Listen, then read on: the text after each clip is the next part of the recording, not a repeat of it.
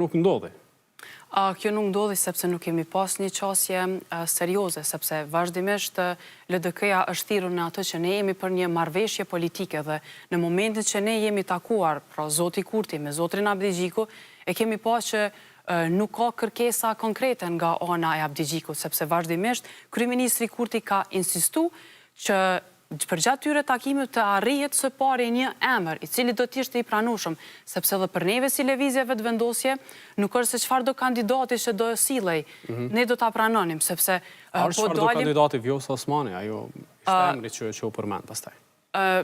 Shiqo, tek emri, tek kandidatura e Vjosa Osmanit ne gjithmonë kemi qenë të hapur dhe ne po ashtu i kemi ofruar edhe në shkrimet tona që vetëm na vjen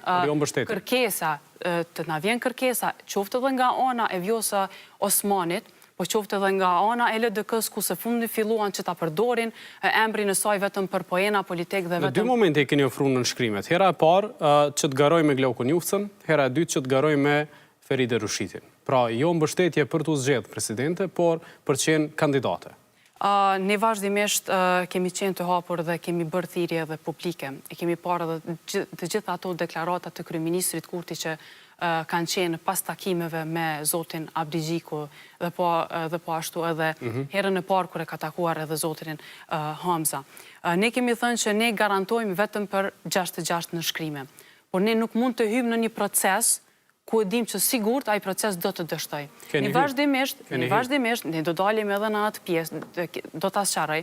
Ne vazhdimisht kemi bërë thirrje LDK-s që ne jemi të hapur që t'i japim votat edhe për Vjosa Osmanin.